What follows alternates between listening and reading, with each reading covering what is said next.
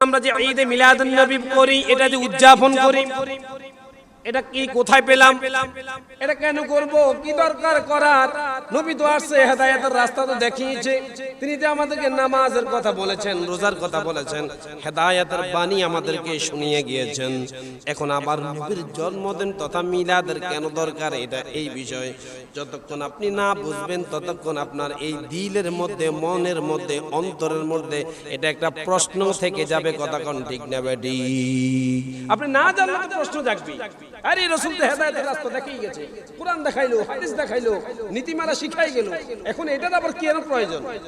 কথা কোন ঠিক না বেটি? এই বাবারা আমার, কুরআনুল কারীমের সূরাতুল ইব্রাহিম, কোন সূরা? সূরাতুল ইব্রাহিমের মধ্যে আল্লাহ পাক রব্বুল আলামিন কুরআনুল কারীমের মধ্যে বলেন, ওয়া যাক্কিরহুম বিআইয়ামিল্লাহ। সুবহানাল্লাহ। কোন আল্লাহ পাক রব্বুল আলামিন বলেন ওয়া যাক্কির মানে স্মরণ করো, ওয়া যাক্কিরহুম বিআইয়ামিল্লাহ। আইয়ামুন মানে দিন সমূহ, আল্লাহ পাকের দিন সমূহ। আল্লাহ বলেন ওয়া যাক্কিরহুম বিআইয়ামিল্লাহ, তোমরা আমি আল্লাহ পাকের দিবস গুলোকে তোমরা স্মরণ করো। সুবহানাল্লাহ। আল্লাহর দিন তো সবগুলাই, কথা বল, শনিবার কার, রোববার কার, শুক্রবার কার, জুমার দিন, বৃহস্পতি, শুক্র, শনি, রবি, সব সমস্ত দিনগুলা আল্লাহ পাকের। এরপরও আল্লাহ কেন কোরআনের মধ্যে বলেছেন ওয়া যাক্কিরহুম বিআইয়ামিল্লাহ, বান্দা তোমরা আমি আল্লাহ পাকের দিবস সমূহ স্মরণ করো। মুফাসসিরিন কেরাম এই কোরআনের আয়াতের ব্যাখ্যায় বলেছেন, জগতের মানুষ, আল্লাহ পাকের দিবস বলতে আল্লাহ যেই যেই দিনে আল্লাহ বিশেষ নিয়ামত দান করেছেন, যেই যেই দিনে আল্লাহ হেদায়েতের বাণী পাঠিয়েছেন, যেই যেই দিনে আল্লাহ পাক রব্বুল আলামিন মানুষদেরকে হেদায়েত দ্বারা, শান্তি দ্বারা, রহমত দ্বারা আমার আল্লাহ মানুষদেরকে যেইভাবে সহযোগিতা করেছেন, সাহায্য করেছেন, ওই দিবসগুলাই হলো আল্লাহ পাকের। সুবহানাল্লাহ। সমস্ত দিনগুলো আল্লাহ, কিন্তু এর মধ্যে থেকে আল্লাহ যেই দিনের বিশেষ নিয়ামত দিয়েছে সেগুলো আল্লাহর একটা বিশেষ দিন, সেগুলো আল্লাহর কি বিশেষ দিন। যেমন নাকি আপনি শনিবার দিন যদি সারা দিন ও জুমার নামাজ আদায় করেন, আল্লাহ পাক রব্বুল আলামিন সেটা কখনোই গ্রহণ করবে। সারা বছর আপনি উমরা পালন করতে পারেন, কিন্তু জিলহজ মাসের 9 তারিখে আপনাকে আরাফাতের ময়দানে উপস্থিত না হলে আপনার হজ আদায় হবে না। হজের জন্য নির্দিষ্ট হচ্ছে আরাফাতের দিন তথা জিলহজ মাসের 9 তারিখে আপনাকে আরাফাতের দিন উপস্থিত থাকতে হবে। সেটা থাকা আপনার জন্য ফরজ, কিন্তু চাইলে আপনি আল্লাহর দিন তো অন্য দিন গেলে আপনার আর হবে না। উমরা পালন করা যায়, হজের জন্য আল্লাহ নির্দিষ্ট টাইম, নির্দিষ্ট দিন আল্লাহ দান করেছেন। সুবহানাল্লাহ। সেই সমস্ত দিনগুলাকে আল্লাহ স্মরণ করার জন্য আল্লাহ বলেছেন, বান্দা ওয়া যাক্কিরহুম বিআইয়ামিল্লাহ, তোমরা আমি আল্লাহ পাকের দিবসগুলাকে স্মরণ করো। সুবহানাল্লাহ। এখন আল্লাহর দিবস, আল্লাহর দিন, আল্লাহর দিবসগুলোকে আপনি কিভাবে স্মরণ করবেন? কুরআনুল কারীমের মধ্যে আবার আল্লাহ পাক রব্বুল আলামিন ঘোষণা করেন, ওয়াযকুরু নি'মাতাল্লাহি আলাইকুম, বান্দা আল্লাহ যে তোমাদের উপরে নিয়ামত দান করেছে, ওই নিয়ামত, তোমাদের যে নিয়ামত দান করেছে, আল্লাহ বলেন ওয়াযকুরু নি'মাতাল্লাহ, তোমরা আল্লাহর নিয়ামতকে স্মরণ করো। সুবহানাল্লাহ। ইব্রাহিমের সূরাতুল ইব্রাহিমের মধ্যে আল্লাহ বলেছে আল্লাহর দিবসগুলা স্মরণ করো। এই আয়াতে আল্লাহ বলেছেন ওয়াজকুরু নি'মাতাল্লাহি আলাইকুম, বান্দা তোমরা আল্লাহ পাকের নিয়ামতগুলাকে স্মরণ করো। সুবহানাল্লাহ। আল্লাহর নিয়ামত, যে মানুষটার মধ্যে চক্ষু নেই, আছে না জগতে এমন মানুষ আছে না, মানুষটার চোখ নাই, একেবারে চোখ আপনার দেখাও যায় না, এমন মানুষ দুনিয়াতে আছে। আবার এমন মানুষ আছে চোখ দেখা যায় কিন্তু আল্লাহ বান্দার চোখের আলো দৃষ্টি দেয় নাই। বান্দার চোখ আছে কিন্তু চোখের মধ্যে জ্যোতি না থাকার কারণে বান্দা দুনিয়ার আলো বাতাস দেখে না। এমন মানুষও দুনিয়ার জমিনে আছে। কথা কন আছে না নাই? ঠিক আল্লাহ পাক রব্বুল আলামিন যদি এই জগতে আল্লাহর বিশেষ একটা নিয়ামত হচ্ছে একজন মানুষের চোখ। একজন মানুষের চোখটা এমন নিয়ামত, যার দুটি চক্ষু নাই সেই মানুষ জগতের সৌন্দর্য কখনো উপলব্ধি করতে পারে না। এবং কি যে মা জননী 10 মাস 10 দিন পর্যন্ত পেটে ধারণ করেছে, চক্ষু না থাকার কারণে, চোখের দৃষ্টি না থাকার কারণে ওই মা জননীর মুখটাও পর্যন্ত দেখতে পায় না। আছে না নাই? কথা কোন আছে না নাই? এমন আছে না নাই?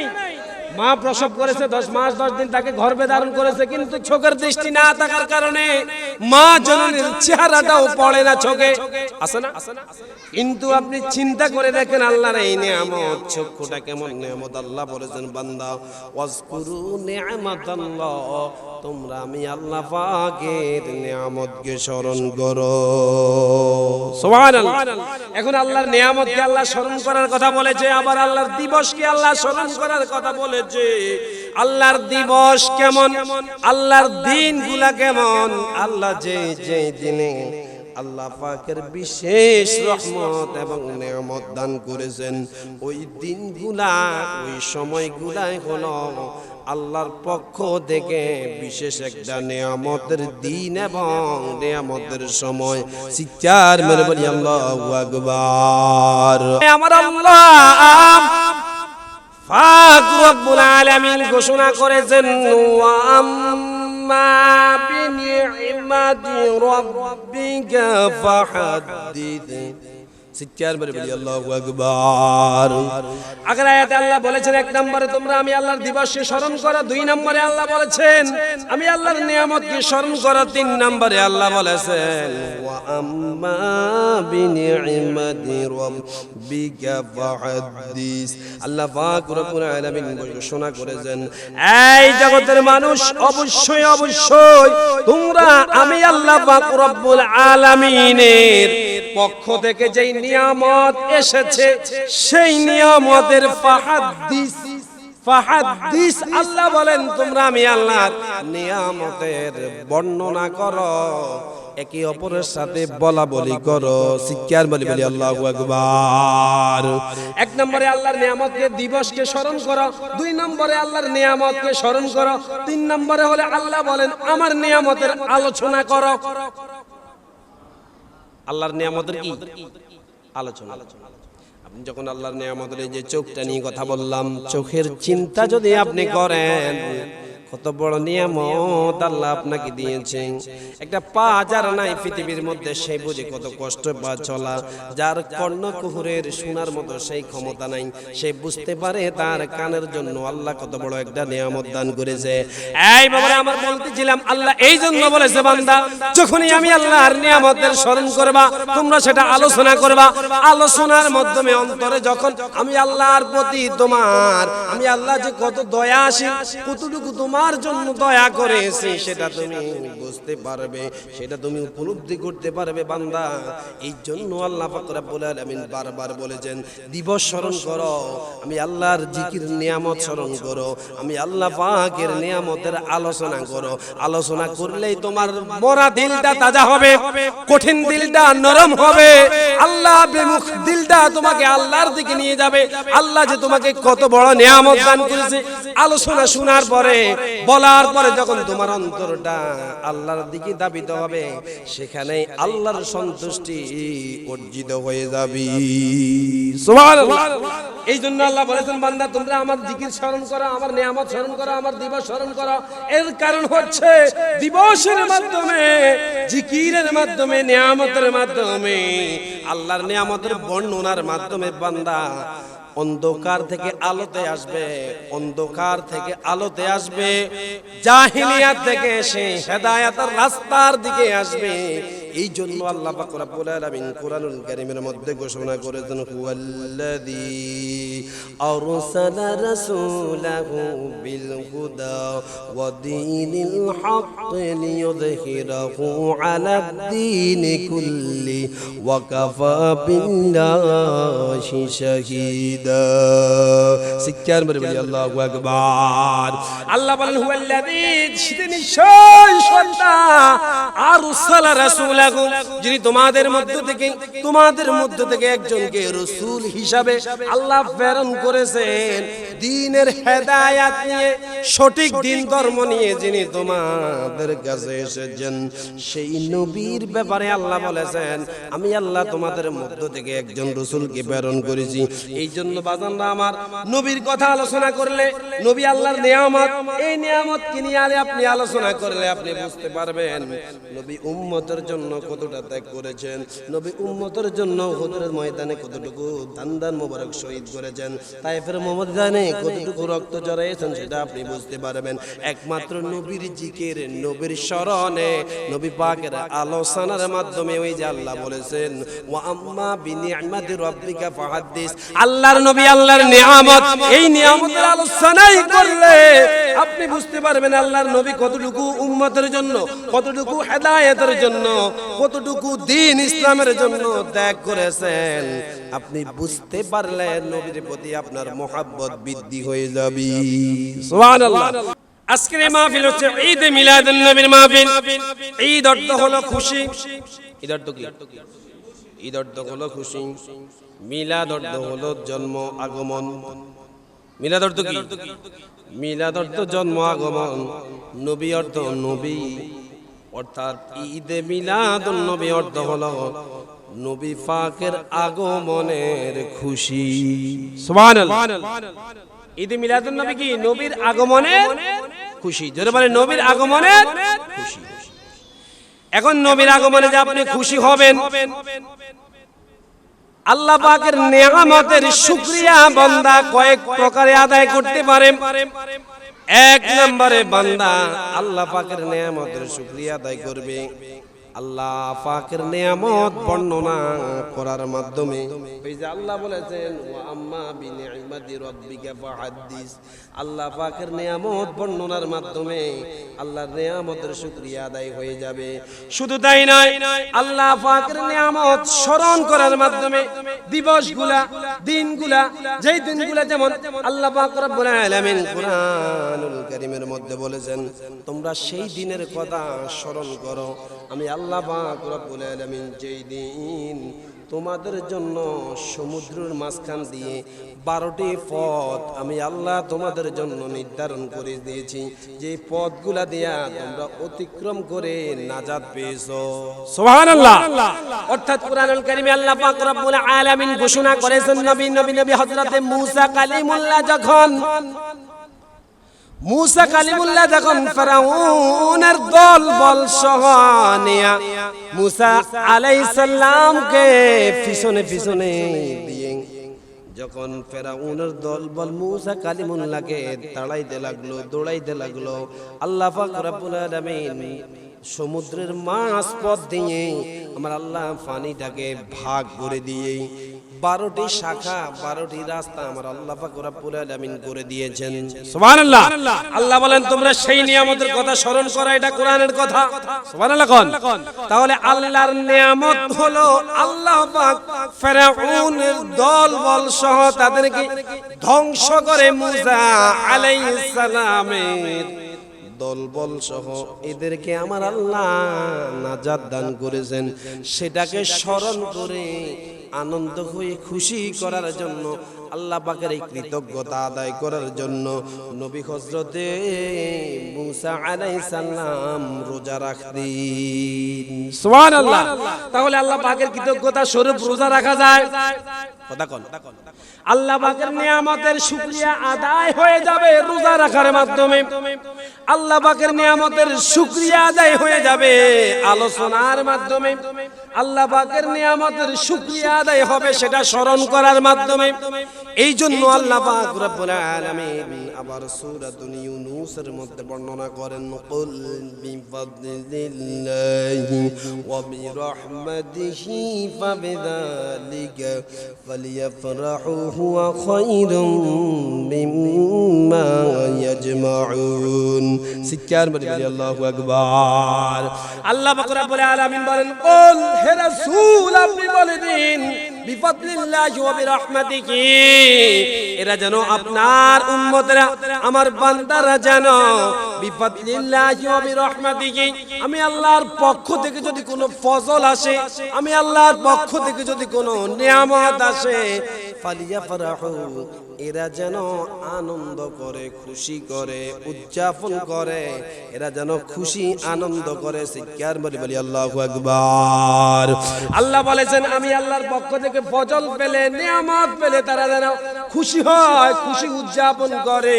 তাহলে আল্লাহ পাকের কৃতজ্ঞতা, আল্লাহ পাকের কৃতজ্ঞতা, নিয়ামতের শুকরিয়া আদায় করার অন্যতম একটা মাধ্যম হলো বান্দা আল্লাহ পাকের নিয়ামত পেলে বান্দা খুশি হবে, মনটাকে হাসি খুশি রাখবে, সে নিজেকে প্রশান্তিতে রাখবে, সদা সর্বদা সে খুশি থাকবে। সুবহানাল্লাহ। আল্লাহর নিয়ামত পেলে খুশি না বেজার? কতক্ষণ খুশি না বেজার? এই দেখেন আল্লাহ যে বলেছেন, ওয়া আম্মা বিনি'মাতি রাব্বিকা ফাহাদ্দিস, আল্লাহর নিয়ামতের বর্ণনা করো। এখানে আবার আল্লাহ বলেছেন ফালিয়াফরাহু হুয়া খায়রুম মিম্মা ইয়াজমাউন।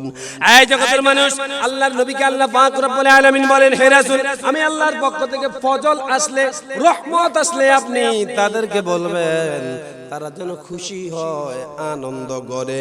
আমরা জানলাম ঈদ অর্থ খুশি। আল্লাহ বলেছেন আল্লাহর নিয়ামত পেলে তারা যেন খুশি উদযাপিত করে, খুশি করে। তবে এই খুশি উদযাপিত করতে গিয়ে শরীয়তের মধ্যে হারাম কোনো কাজ, হারাম কোনো পন্থায় আপনি সেটা এড করতে পারবেন না। যেটা হারাম কাজ, ঢোল তবলা বাজিয়ে, নাচ গান করিয়ে এইভাবে কোন স্মরণ করা শরীয়তে জায়েজ মনে করে? এই ব্যাপারে আমার বলতেছিলাম আল্লাহ পাক রব্বুল আলামিন বলেছেন তারা যেন আমি আল্লাহর নিয়ামত পেয়ে তারা খুশি করে। এখন নবী পাক সাল্লাল্লাহু আলাইহি ওয়াসাল্লামের ব্যাপারে সূরাতুল আম্বিয়ার মধ্যে আল্লাহ পাক রব্বুল আলামিন ঘোষণা করেন, ওয়া মা আরসালনাকা ইল্লা রাহমাতান লিল আলামিন। সিক্কার মারি বলি আল্লাহু আকবার। আল্লাহ বলেছেন আমি আল্লাহর নিয়ামতকে স্মরণ করো কথার আলোচনার মাধ্যমে, আমি আল্লাহর নিয়ামতের কৃতজ্ঞতা আদায় করো দিবসকে স্মরণ করার মাধ্যমে, আমি আল্লাহ পাক রব্বুল আলামিনের নিয়ামতের কৃতজ্ঞতা আদায় করো তোমরা খুশি হওয়ার মাধ্যমে। আল্লাহ পাক রব্বুল আলামিন বলেছেন তোমরা বিফাদলিল্লাহি ওয়া বিরহমাতিহি, আমি আল্লাহর ফজল পেলে, রহমত পেলে তোমরা খুশি করো, আনন্দ করো। সূরাতুল আম্বিয়ার মধ্যে আল্লাহ বলেন, ওয়া মা আরসালনাকা ইল্লা রাহমাতান লিল আলামিন। আল্লাহ বলেছেন আমি আল্লাহ পাক রব্বুল আলামিন তোমাদের জন্য, হে রাসূল আমি আল্লাহ পাক রব্বুল আলামিন আপনি রাসূল পাক সাল্লাল্লাহু আলাইহি ওয়াসাল্লামকে রহমত স্বরূপ পৃথিবীর সমগ্র জগতের জন্য আমি আল্লাহ আপনি রাসূলকে রহমত হিসাবে প্রেরণ করেছি। সুবহানাল্লাহ। আর তোরা বলেন আল্লাহু আকবার। আল্লাহ পাক রব্বুল আলামিন তার রাসূলকে রহমত হিসাবে দুনিয়ার জমিনে প্রেরণ করেছেন। এইদিকে আল্লাহ বলেছেন তোমরা আমি আল্লাহর রহমত পেয়ে খুশি করো, আল্লাহর কৃতজ্ঞতা আদায়ের মাধ্যম আলোচনা করা, আল্লাহর কৃতজ্ঞতা আদায়ের মাধ্যম হচ্ছে দিবসকে স্মরণ করা, আল্লাহর কৃতজ্ঞতা আদায়ের মাধ্যম হচ্ছে বান্দা খুশি হবে, আল্লাহর নিয়ামত পেলে খুশি হবে। যার দুইটা চোখ নাই সে মানুষটা কত ব্যথা সে বুঝতে পারে, দুইটা পা নাই সে মানুষটা কত ব্যথা সে বুঝতে পারে।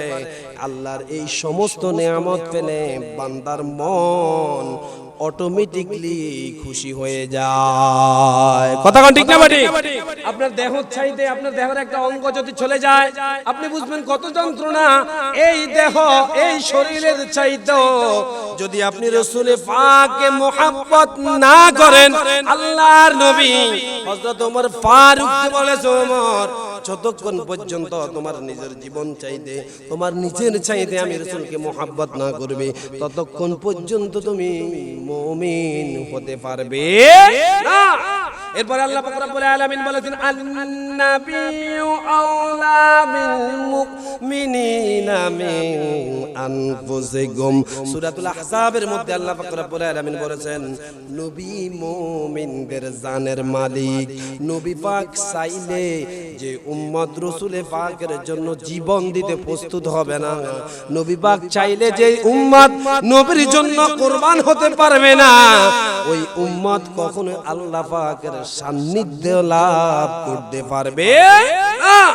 সদা সর্বদা যে মানুষ নিজেকে নবীর জন্য প্রস্তুত করবে, আল্লাহর জন্য প্রস্তুত করবে, নিজেকে আল্লাহর রাহে কুরবান দিবে, নবীর খেদমতে নবীর জন্য কুরবান দিবে, ওই মানুষটার ব্যাপারে আল্লাহ পাক রব্বুল আলামিন হাবিব বলেছেন সেই মানুষটাই হলো প্রকৃতপক্ষে মুমিন। চিৎকার মেরে বলি আল্লাহু আকবার। জীবনের চাইতে যদি নবীকে ভালোবাসতে হয়, এই দেহটা না থাকলে, দেহের একটা অংশ না থাকলে কত বড় নিয়ামত হারাইলাম, চোখ না থাকলে কত বড় নিয়ামত হারাইলাম সেটা বুঝা গেল। আপনি বুঝতে হবে আপনার নবী নিজের জীবনের চাইতে দেহের সমস্ত অঙ্গ প্রত্যঙ্গ বডিটার চাইতে আল্লাহর নবী হলেন আপনার জন্য সর্বশ্রেষ্ঠ নিয়ামত। আল্লাহু আকবার। এই নিয়ামত পেয়ে যদি আপনি খুশি না হন আর কি হবেন? কথা কোন? এই নিয়ামত পেয়ে যদি আপনি যেটা জীবনের চাইতে ভালোবাসার জিনিস, অঙ্গ প্রত্যঙ্গ তো বাদেই, সাহাবায়ে কেরামরা আল্লাহর নবী পাক সাল্লাল্লাহু আলাইহি ওয়াসাল্লাম যেদিন মক্কা থেকে মদিনার জমিনে হিজরত করবেন, আল্লাহর নবীর সাহাবী হযরত আবু বকর সিদ্দিক রাদিয়াল্লাহু তাআলা আনহু একবার পিছে যায় আবার সামনে যায়। সুবহানাল্লাহ। আল্লাহর নবী বলেন, আবু বকর কি ব্যাপার, তুমি পথে চলতেছো, একবার পিছে দাও আবার সামনে যাও কেন?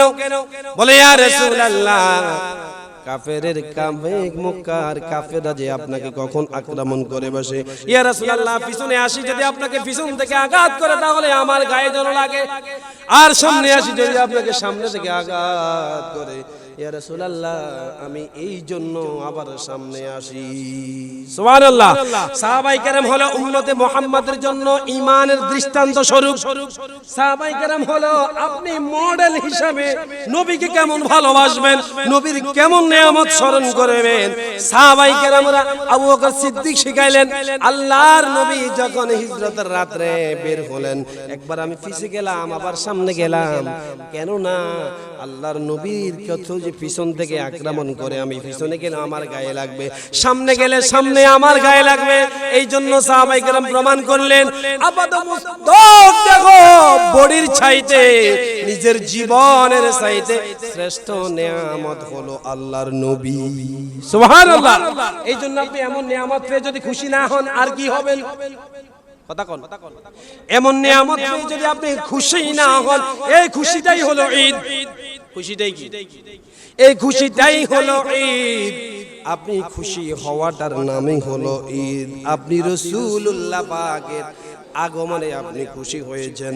এটা কি সাহাবায়ে কেরামরা করেছেন, কি করেছেন, এটা নিয়ে আলোচনা আসতেছি। আল্লাহর নবী পাক সাল্লাল্লাহু আলাইহি ওয়াসাল্লামের এই এত নিয়ামত, এত বড় শ্রেষ্ঠ নিয়ামত যে আল্লাহর নবী আল্লাহ নিজেই বলেছেন, আমি আপনাকে দুনিয়ার জমিনে সমগ্র জগতের জন্য আমি আপনি রাসূলকে নিয়ামত হিসাবে প্রেরণ করেছি। সুবহানাল্লাহ। আল্লাহর নবী কবরের জন্য নিয়ামত, কবরের জন্য রহমত। আল্লাহর নবী দুনিয়ার জন্য রহমত। আল্লাহ বলেছেন আলামিন, সমগ্র জগতের জন্য আপনি নবী হচ্ছেন রহমাতাল লিল আলামিন। আপনি সমগ্র জগতের জন্য রহমত। সমগ্র জগৎ হলো এই দুনিয়া। আবার কবরের জগৎ, আবার হাসরের ময়দান, আবার জান্নাত। আল্লাহ পাকের যত জায়গায় সৃষ্টি রয়েছে সকল সৃষ্টির জন্য আল্লাহর নবী রহমত। সুবহানাল্লাহ। ওই যে সাগরের গভীর তলদেশে যে মাছগুলা বসবাস করে অথবা যে পোকামাকড় গুলা সেখানে বসবাস করে, সে সাগরের গহীন তলের মধ্যে যত সৃষ্টি রয়েছে আল্লাহ পাকের সমস্ত সৃষ্টির জন্য আল্লাহর নবীর রহমত। আর আল্লাহর নবীর এই রহমত যে যে জায়গায় আগমন করেছে, যেই জায়গায় পৌঁছেছে, যেই যেই জায়গার জন্য আল্লাহর নবীর রহমত বিস্তৃত, ঠিক সমগ্র জগতের জন্য আল্লাহর নবীর আগমনটা নিয়ামত স্মরণে আল্লাহ পাক রব্বুল আলামিন বলে তোমরা খুশি করো। সুবহানাল্লাহ। এটা আল্লাহর নবীর আগমনে সবার জন্য খুশি। এই জন্য যেই দিন আল্লাহর নবী মেরাজ রজনীতে গেলেন, প্রথম আসমানের সমস্ত ফেরেশতারা খুশিতে আনন্দ আত্মহারা। জিবরাইল আমিন প্রশ্ন করে, কি ব্যাপার, তোমরা কেন এত খুশি? আল্লাহর নবী পাক সাল্লাল্লাহু আলাইহি ওয়াসাল্লামের ব্যাপারে জিবরাইল আমিনকে ফেরেশতারা বলেছে, আপনি কি জানেন না আজকের এই দিনে রহমাতাল লিল আলামিন দুনিয়ার জমিন থেকে আল্লাহ পাকের দিদারে আগমন করবে। সুবহানাল্লাহ। প্রথম আসমান, দ্বিতীয় আসমান, তৃতীয় আসমান, চতুর্থ, পঞ্চম, ষষ্ঠ, সপ্তম সমস্ত আসমানের ফেরেশতারা খুশি আনন্দে আত্মহারা এই দিনে রহমাতাল লিল আলামিন আগমন করবে। সুবহানাল্লাহ। এখন দেখেন নবী দুনিয়ার জমিন থেকে আসমানে লা মুকামে পৌঁছবে, সমস্ত ফেরেশতারা জুলুস করে, মিছিল করে, মারহাবা ইয়া রাসূলুল্লাহ। আপনি বুখারী শরীফ বলেন, মুসলিম শরীফ বলেন, আল্লাহর নবী পাক সাল্লাল্লাহু আলাইহি সাল্লাম যখন আসমানগুলা পাড়ি দিচ্ছেন, প্রথম আসমানে নবী হযরত আদম আলাইহিস সালামের সাথে সাক্ষাৎ। এইভাবে আল্লাহর নবী পাক সাল্লাল্লাহু আলাইহি ওয়াসাল্লাম নবী মূসার সাথে সাক্ষাৎ, ঈসা আলাইহিস সালামের সাক্ষাৎ, ইব্রাহিম ও খলিলুল্লাহর সাথে সাক্ষাৎ। সমস্ত নবীগণ আল্লাহর নবীকে বলেছেন মারহাবা ইয়া মুহাম্মদ, মারহাবা ইয়া আখি, মারহাবা। হযরত নবী ইউসুফ আলাইহিস সালাম বলেছেন মারহাবা ইয়া আখি। নবী হযরত ইব্রাহিম আলাইহিস সালাম বলেছেন মারহাবা ইয়া ইবনে মুহাম্মদ। সুবহানাল্লাহ। সমস্ত নবীগণ আল্লাহর নবী পাক সাল্লাল্লাহু আলাইহি সাল্লাম আল্লাহর দিদারে যাবেন। দুনিয়ার জমিন থেকে প্রথম আসমান পর্যন্ত সমস্ত ফেরেশতারা, প্রথম আসমান থেকে দ্বিতীয় আসমান সমস্ত ফেরেশতারা, দ্বিতীয় আসমান থেকে তৃতীয় আসমান, এইভাবে আল্লাহ পাকের আরশ আজিম লা মুকাম সিদরাতুল মুনতাহা পর্যন্ত আল্লাহর নবী যেই জায়গা দিয়ে অবতরণ করবেন, সমস্ত ফেরেশতারা আল্লাহর নবীকে মারহাবা ইয়া মুহাম্মদ, মারহাবা ইয়া মুহাম্মদ বলে স্লোগান দিয়েছেন, জুলুস করেছেন, চিৎকার বলে বলে আল্লাহু আকবার। এই ব্যাপারে আমরা শুধু তাই নয়, আল্লাহর নবী পাক সাল্লাল্লাহু আলাইহি সাল্লাম বুখারী এবং মুসলিমের মধ্যে হাদিস খেলা রয়েছে। আল্লাহর নবীর সাহাবী হযরত আবু বকর সিদ্দিক রাদিয়াল্লাহু তাআলা আনহু বলেন, আল্লাহর নবী যেই দিন মক্কা থেকে মদিনার মধ্যে আগমন করেন, মদিনার শিশু থেকে বৃদ্ধ, যৌবনেরা, জওয়ানেরা এবং মহিলারা সকলে আল্লাহর নবীর আগমনের দিন মক্কা থেকে মদিনা আসার পরে আল্লাহর নবীকে মারহাবা ইয়া মুহাম্মদ, মারহাবা ইয়া মুহাম্মদ বলে স্লোগান দিয়েছেন। সুবহানাল্লাহ। আল্লাহর নবী দুনিয়াতে আসার পরে ওখানে মক্কায় ছিলেন, মক্কা থেকে মদিনাতে গেলেন, মক্কা থেকে মদিনার আগমনে, মক্কা থেকে মদিনার আগমনে আল্লাহর নবীকে মদিনাবাসীরা আল্লাহর নিয়ামত এসেছে, আল্লাহর রহমত মক্কা থেকে মদিনায় আগমন করেছে, এই জন্য তারা খুশি হয়ে মারহাবা ইয়া মুহাম্মদ বলে জুলুস করেছে। তারা সবাই স্লোগানের মাধ্যমে স্বাগতম জানিয়ে আল্লাহর নবী পাক সাল্লাল্লাহু আলাইহি সাল্লামকে আনন্দ দিয়েছেন। সুবহানাল্লাহ। ওই যে আল্লাহ বলেছেন কুল বিফাদলিল্লাহি ওয়া বিরহমাতিহি ফাবিযালিকা ফালিয়াফরাহু হুয়া খায়রুম মিম্মা ইয়াজমাউন। সিত্তার মেরে বলি আল্লাহু আকবার।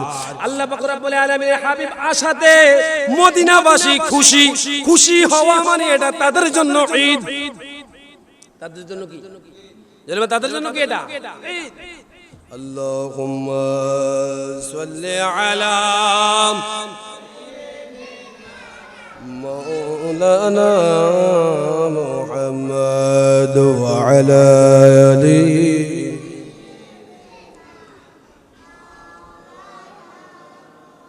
আল্লাহুম্মা সাল্লি আলা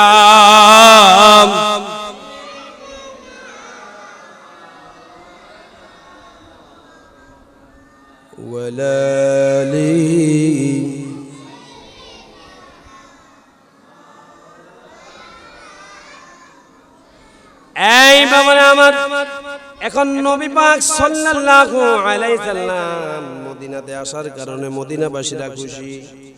মেরাজ রজনীতে আসমানে রাসূল অবতরণ করেছেন, সমস্ত আসমানি ফেরেশতারা খুশি।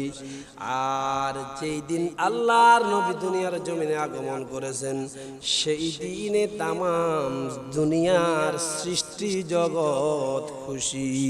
সুবহানাল্লাহ। এটাই হলো ঈদে মিলাদ। ঈদে এখন মিলাদ বলতে আপনার জন্ম, আগমন। এখন এই জন্ম এবং আগমন এটা আপনারও হতে পারে, আমারও হতে পারে, যে কারো মিলাদ হতে পারে, আপনার সবারই মিলাদ। মিলাদ মানে কি? জন্ম, আগমন। মিলাদ মানে কি? জন্ম, আগমন। আপনি দেখবেন যারা আরব রাষ্ট্র আছে তাদের ওই ভিসার মধ্যে লেখা আছে তারিখুল মিলাদ, অর্থাৎ তার জন্মের তারিখ। তার কি জন্মের তারিখ, এই ভিসার মধ্যে মিলাদ শব্দ লেখা আছে। আপনি আর দূরে যাওয়া লাগবে না, সমস্ত আরব রাষ্ট্রে মিলাদ দ্বারা জন্ম বোঝায়। মিলাদ দ্বারা কি বোঝায়? জন্ম। এখানে মিলাদুন নবী মানে নবীর জন্ম। মিলাদুন নবী মানে কি? নবীর জন্ম। আর ঈদ মিলাদুন নবী হচ্ছে নবীর জন্মের খুশি, নবীর জন্মের খুশি। তো নবীর জন্মে খুশি সমস্ত ফেরেশতা, নবীর জন্মে খুশি তামাম মাখলুকাতের সৃষ্টি, সবাই খুশি। কথা কোন ঠিক না ভাই? ঠিক। আমরা মানুষ, আমরাও খুশি হতে হবে। আমরাও কি খুশি হতে হবে? আপনি চাইলে এটা এড়িয়ে যেতে পারবেন না, আপনিও খুশি। কেন? আপনার নবী আসাতে মা জাতি যারা রয়েছে এরা ছিল আল্লাহর নবী আসার পূর্বে এরা ছিল ভোগ বিলাসের পাত্র। তখনকার সময় অন্ধকার জাহিলিয়াতের যুগের মধ্যে আল্লাহর নবীর আগমনের পূর্বে সমস্ত নারী জাতিদেরকে অবহেলা করা হতো। এদের পায়ের মধ্যে রশি লাগাইয়া এদেরকে টানা হাসরা ঘোড়ার সাথে বেঁধে এদেরকে দৌড়াইয়া মাঠে রাস্তাঘাটের মধ্যে এদেরকে চাচাইয়া এদেরকে আঘাত করা হতো, কষ্ট দেওয়া হতো। শুধু তাই না, তখনকার সময় আল্লাহর নবী পাক সাল্লাল্লাহু আলাইহি সাল্লাম দুনিয়াতে আগমনের পূর্বে এমন জাহিলিয়াতের যুগ ছিল। আল্লাহর নবী আসার পূর্বে যে সমস্ত নারীদের সন্তান, মেয়ে সন্তান, কন্যা সন্তান হতো এদেরকে জীবন্ত মাটিতে পুঁতে ফেলা হতো। আল্লাহর নবী আসার পরে আল্লাহর নবী পাক সাল্লাল্লাহু আলাইহি সাল্লাম ঘোষণা করেছেন, যার একটা কন্যা সন্তান তার একটা জান্নাত। সুবহানাল্লাহ। কি বলেছে? যার একটা কন্যা সন্তান আল্লাহর নবী ঘোষণা করেছে, এই জগতের মানুষ উম্মতেরা, আমি রাসূলুল্লাহ ঘোষণা করে দিলাম, যার একটা কন্যা সন্তান রয়েছে আমি নবী ঘোষণা করে দিলাম তার জন্য একটা জান্নাত। আর যে আর দুইটা কন্যা সন্তান রয়েছে তার জন্য দুইটা জান্নাত। সুবহানাল্লাহ। এই জন্য মা জাতি যারা রয়েছে অবশ্যই তারা আল্লাহর নবীর আগমনে খুশি হওয়া দরকার। আল্লাহর নবীর আগমনে তাদেরকে জীবন্ত মাটিতে পুঁতে ফেলা হতো, সেখান থেকে নিস্তার হয়ে আল্লাহর নবী ঘোষণা করলেন, যার একটা কন্যা সন্তান থাকবে সুন্দর করে লালন পালন করে যখন তাকে বিবাহ শাদী আল্লাহ পাকের রীতিনীতি অনুযায়ী, আদর্শ অনুযায়ী, রাসূল পাকের আদর্শ অনুযায়ী যখন তাকে পাত্রস্থ করা হবে, বিবাহের বন্ধনে আবদ্ধ করা হবে, এরপরে আল্লাহর নবী বলেছেন ওই বাবাকে, আল্লাহর নবী বলেছেন স্যার একটা কন্যা সন্তান থাকবে আমি নবী ঘোষণা করলাম তার জন্য একটা জান্নাত। সুবহানাল্লাহ। এই জন্য আল্লাহর নবী আগমন হওয়ার কারণে মা জাতিদেরকে আল্লাহ সম্মানিত করেছেন। সুবহানাল্লাহ। এই জন্য আপনাকে আমাকে নবী পাকের আগমনে, আল্লাহর নবী পাক সাল্লাল্লাহু আলাইহি সাল্লামের আগমনে সবাই খুশি হতে হবে। এই বাবারা আমার, কিন্তু নবী পাকের আগমনে আপনি খুশি হলেন, বুঝলেন, মানলেন, নবীর আগমনে আমরা খুশি হই, অবশ্যই খুশি কি সবাই জানি। নবীর আগমন করেছে সেটাও মানি, নবী পাক সাল্লাল্লাহু আলাইহি সাল্লামের মিলাদ হয়েছে সেটাও মানি, নবী পাকের আগমনে আমরা খুশি সেটাও মানি। কিন্তু এটাকে বারবার করতে হবে, এটা নিয়ে আলোচনা সভা করতে হবে, এটা নিয়ে মজলিস করতে হবে, এটা আবার কই পাইলেন? কথা কোন? একটা প্রশ্ন, এটা আমি আপনাদেরকে করি। এই যে এটা নবীর আগমন, নবীর কি আগমন, এটা আপনি জানেন, মানেন, সব ঠিক আছে, কিন্তু এটা সপ্তাহে একদিন, 2 দিন, মাসে 2-4 দিন, জুমার দিন পর পরে এটাকে কেন আপনি করবেন? কথা ঠিক না? একটা প্রশ্ন, এটা থাকতেই পারে। এটা তো নবীর আগমন মানি, হেদায়েত দিয়েছে সেটাও মানি, এটাকে বারবার কেন করবেন? আল্লাহুম্মা সাল্লি আলা মুহাম্মাদ ওয়া আলা আলিহি।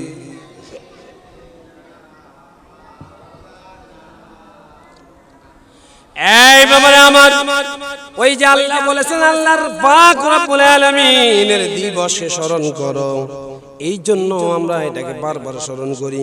আল্লাহ বলেছেন তোমরা আমি আল্লাহ পাকের নিয়ামতকে তোমরা আলোচনা করো, এই জন্য আমরা এটা বারবার করি। আল্লাহ বলেছেন তোমরা আমি আল্লাহ পাক রব্বুল আলামিনের নিয়ামত পেয়ে খুশি উদযাপিত করো, এই জন্য আমরা এটাকে ঈদ করি। এ বাবারা আমার, এরপরে আল্লাহ বলেছেন তোমরা আমি আল্লাহ পাক রব্বুল আলামিনের নিয়ামতকে স্মরণ করো, এই জন্য আমরা এটাকে বারবার করি। কিন্তু এই ব্যাপারে আল্লাহর নবী পাক সাল্লাল্লাহু আলাইহি সাল্লাম থেকে বর্ণনা আছে কিনা? একটা হাদিস শরীফে এসেছে, আল্লাহর নবী পাক সাল্লাল্লাহু আলাইহি ওয়াসাল্লামের সাহাবায়ে কেরাম প্রশ্ন করলেন, ইয়া রাসূলুল্লাহ, ইয়া নবী আল্লাহ, ওগো আল্লাহর নবী, আন সাওমিল ইসনাইন, ওগো আল্লাহর নবী জানতে চাই আপনি কেন সোমবার দিনে রোজা রাখেন? আল্লাহর নবী পাক সাল্লাল্লাহু আলাইহি ওয়াসাল্লাম বলেন, ইয়াউমা ফিহি উলিদু, নিশ্চয় এই দিনে আমি নবী পাক সাল্লাল্লাহু আলাইহি সাল্লাম আগমন করেছি। সুবহানাল্লাহ। আল্লাহর নবী প্রতি সোমবারে, কখন? প্রতি সোমবারে আল্লাহর নবী পাক সাল্লাল্লাহু আলাইহি সাল্লাম রোজা রাখতেন। এটা নবী বারবার করে স্মরণ করেছেন, এই জন্য আমরাও এটাকে বারবার করে স্মরণ করি। রোজা রাখার মাধ্যমে সেটা করলে সুন্নাত, আল্লাহর নবীর সুন্নাত, নিয়ামত যদি আপনি স্মরণ করেন সেটা আল্লাহ পাকের আদেশ পালন হবে। দিবসগুলা যদি আপনি আলোচনা করেন সেটাও আল্লাহ পাকের আদেশ পালন করা হবে। আর যদি রোজা রাখেন সেটা সরাসরি আল্লাহর নবীর সুন্নাতের আমল হয়ে যাবে। সুবহানাল্লাহ। রোজা রাখলে সুন্নাতের আমল হবে, আলোচনা করলে আল্লাহর আদেশ পালন হবে, আবার এটাকে স্মরণ করলে, বারবার স্মরণ করলে সেটাও আল্লাহর আদেশ পালন হবে। এটাতে খুশি উদযাপন করলে সেটাও আল্লাহ পাকের আদেশ পালন হয়ে যাবে। এই জন্য আমরা আল্লাহর আদেশ পালনে, রাসূল পাকের সুন্নাত আমলে বারবার মিলাদুন নবী, বারবার নবী পাকের মজলিস করি, এটার আলোচনার ব্যবস্থা করি। সুবহানাল্লাহ। এখন এই মজলিস আমরাই শুধু করি, আর নবী পাক সাল্লাল্লাহু আলাইহি সাল্লামের সাহাবায়ে কেরামরা নবীদেরকে নিয়ে, আল্লাহর নিয়ামত নিয়ে নবী পাক সাল্লাল্লাহু আলাইহি সাল্লাম তিনিও আলোচনা করেছেন। শুধু তাই নয়, আল্লাহর নবীর সাহাবায়ে কেরামরাও আলোচনা করেছেন। সুবহানাল্লাহ। আল্লাহুম্মা সাল্লি আলা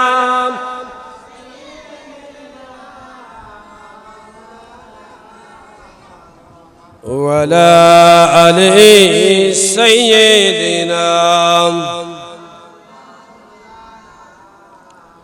আরেকটা মোহাব্বত বলি, আল্লাহুম্মা সাল্লি আলা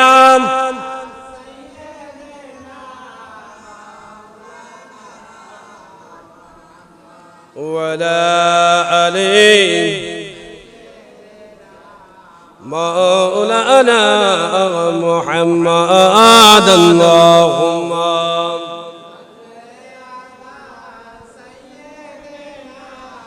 মাওলানা মুহাম্মদ ওয়া আলা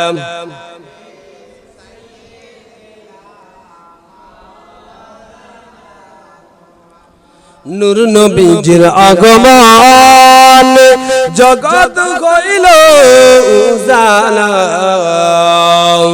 মধুর নামটি জপন কর ওহে আশিকিনেরা আল্লাহুম্মা সাল্লি আলা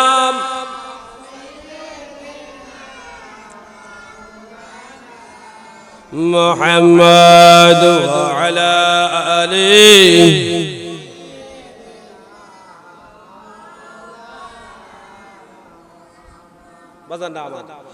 নবীদেরকে নিয়ে আল্লাহর নিয়ামত নিয়ে যে আলোচনা এটা আমরা করি শুধু তাই না, এটা আল্লাহ পাক রব্বুল আলামিন নিজে করেছেন। সুবহানাল্লাহ। আল্লাহ পাক রব্বুল আলামিন সমস্ত নবী রাসূলদেরকে নিয়ে আল্লাহ পাক রব্বুল আলামিন আলোচনা করেছেন। وإذا قضى الله ميثاق النبيين لما آتيتكم من كتاب وحكمة ثم جاءكم رسول مصدق لما معكم لتؤمنن به ولتنصرنه আল্লাহ পাক রব্বুল আলামিন ঘোষণা করেন وإذا قضى الله ميثاق النبيين لما آتيتكم من كتاب وحكمة আল্লাহ বলেন হে রাসূল আপনি স্মরণ করুন তখনকার কথা যখন আমি আল্লাহ পাক রব্বুল আলামিন সমস্ত নবী রাসূলদের কাছ থেকে আমি আল্লাহ অঙ্গীকার নিয়েছিলাম তোমরা আমি আল্লাহ পাকের পক্ষ থেকে তোমাদেরকে কিতাব দেওয়া হবে, হিকমত দেওয়া হবে, তোমাদেরকে আমি আল্লাহ পাক রব্বুল আলামিন এই অঙ্গীকার যদি করো তোমাদের পরে আমার নবী তোমাদের কাছে যাবে, আমার নবী তোমাদের কাছে যাবে, আমার নবী তোমাদের কাছে যখন যাবে তোমরা তাকে সাহায্য করবে, তোমরা তার প্রতি ঈমান আনবে। এই কথা বলে যদি তোমরা অঙ্গীকার করো, তোমরা স্বীকার করো, তাহলে আমি আল্লাহ পাক রব্বুল আলামিন তোমাদেরকে কিতাব এবং হিকমত দান করব। সুবহানাল্লাহ। এই ব্যাপারে আমার আল্লাহ নবী পাক সাল্লাল্লাহু আলাইহি সাল্লামের আগমনের কথা আলোচনা করেছেন। শুধু একজন নবী আরেকজন নবীর মধ্যে কেমন পার্থক্য, এক একজন নবীর কেমন মর্যাদা, সমস্ত সাহাবায়ে কেরামদের মধ্য থেকে একটা মজলিসের ব্যবস্থা করা হয়েছে। হযরত আব্দুল্লাহ ইবনে আব্বাস রাদিয়াল্লাহু তাআলা আনহু বর্ণনা করেন, আন ইবনে আব্বাস রাদিয়াল্লাহু তাআলা আনহু قال جلسنا من اصحاب رسول الله صلى الله عليه وسلم فخرج حتى اذا دنا منهم سمعهم يتذاكرون قال بعضهم ان الله اتخذ ابراهيم خليلا وقال اخر موسى كلمه تكليما وقال اخر فعيسى روح الله كلمه وقال اخر فعيسى كلمه الله روح وقال اخر آدم اصطفاه الله فخرج عليهم رسول الله صلى الله عليه وسلم وقال قد سمعتكم كلامكم ان ابراهيم خليل الله وهو كذلك وآدم اصطفاه الله وهو كذلك وموسى نبي الله وهو كذلك وآدم اصطفاه الله وهو كذلك ولا أنا حبيب الله ولا فخر سبحان الله قال হাদিসটা হচ্ছে এমন সাহাবায়ে কেরামরা হযরত আব্বাস রাদিয়াল্লাহু তাআলা আনহু বর্ণনা করেন আল্লাহর নবী পাক সাল্লাল্লাহু আলাইহি ওয়াসাল্লামের জালাসা নাসু মিন আসহাবি রাসূলিল্লাহ আল্লাহর নবীর সাহাবীদের মধ্য থেকে কিছু মানুষ সাহাবীদের মধ্যে থেকে কিছু মানুষ আল্লাহর নবীর সাহাবী আব্দুল্লাহ ইবনে আব্বাস বলেন আল্লাহর নবীর এই সাহাবীদের মধ্যে থেকে কিছু মানুষ আল্লাহর নবীর এই সাহাবীদের মধ্যে থেকে কিছু মানুষ একটা মজলিস করেছেন। মজলিস বুঝেন না? সভা। কি করেন? আমরা যে মিলাদের অনুষ্ঠান করি কয়েকজন মিলে এটা কি হয়? একটা সভা হয়, একটা মজলিস হয়।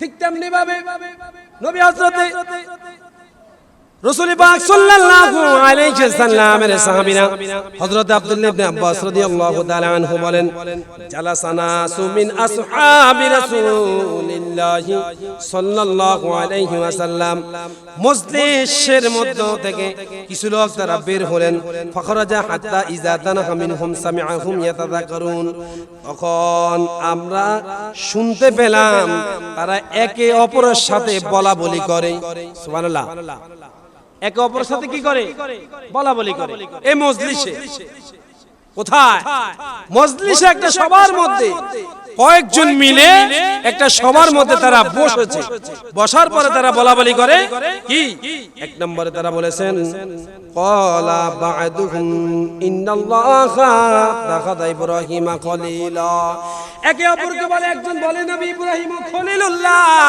তিনি আল্লাহর বন্ধু তিনি হলেন